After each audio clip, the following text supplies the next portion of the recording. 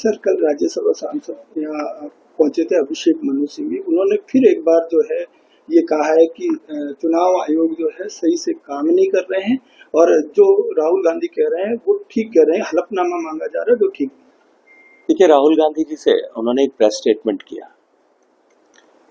चुनाव आयोग ने उस प्रेस स्टेटमेंट पर उनसे ऑथेंटिकेटेड डिटेल मांगी है कि आप सूचना दीजिए कि आपने कोई व्यक्ति ये खड़ा होकर के कहे मीडिया में आकर के रिस्पॉन्सिबल व्यक्ति, वो व्यक्ति रिस्पॉन्सिबल हो या ना हो, कम से कम उस जिस पद पर बैठा उस पद के चलते हुए तो रिस्पॉन्सिबिलिटी आती है।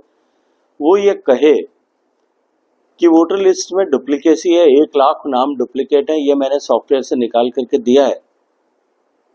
जिस संवैधानिक संस्था पर आपने आक्षेप लगाया है, क्या उसको यह अधिकार नहीं है कि वो उसके लिए आपके पास में जो तथ्यात्मक जानकारी है वो प्रस्तुत करें, ये कहे?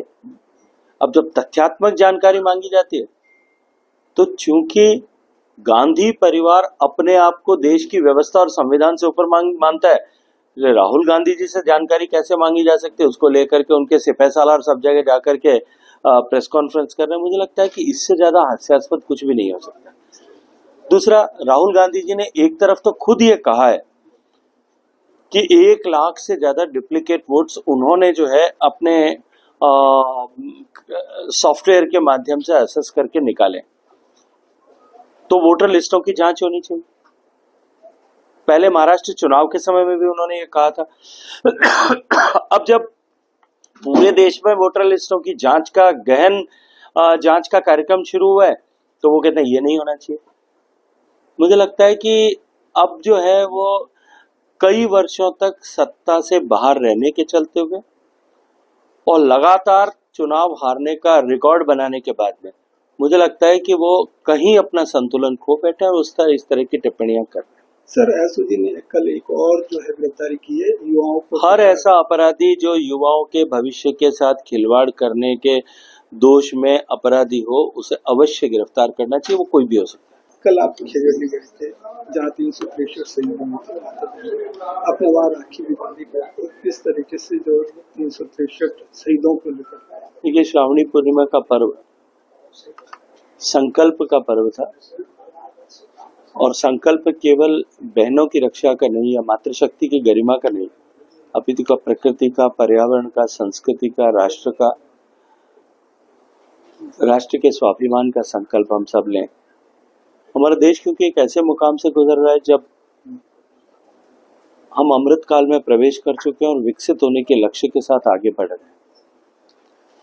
लेकिन प्रधानमंत्री जी का मंत्र कि हम विरासत का संरक्षण करते हुए विकसित हों, जब विरासत के संरक्षण का संकल्प भी हमें इस समय में लेने की आवश्यकता है। कल का दिन और वो स्थल खेजड़ली का पवित्र स्थल जो दुनिया का सबसे पवित्रतम तीर्थ में से एक है, जहाँ पर्यावरण की रक्षा के लिए, वृक्ष की रक्षा के लिए 363 माताओं बहनों ने अपना बलिदान किया था, प्राणों का उत्सर्ग किया था। वहां जाकर के हमने वृक्ष को रक्षा सूत्र बांध करके पर्यावरण की रक्षा का संकल्प और संदेश दिया। लेकिन साथ ही साथ हम एक ऐसे दौर से गुजर रहे हैं जब अंततः भारत को आत्मनिर्भर बनने की आवश्यकता है, और आत्मनिर्भर बनने के लिए स्वदेशी जो है उसका बीज मंत्र है। तो कल का दिन स्वदेशी अपनाने का संकल्प लेने का भी दिन था। देश में लाखों लोगों ने कल स्वदेशी अपनाने का, स्वदेशी वस्तुओं को प्राथमिकता देने का संकल्प लिया है। मुझे लगता है कि इन सब विषयों पर यदि हम जो है संकल्पबद्ध होकर के काम करते हैं तो ये हमारा श्रावणी पूर्णिमा का अवसर, ये रक्षाबंधन का अवसर, ये त्योहार, इसको मनाना ये सार्थक था।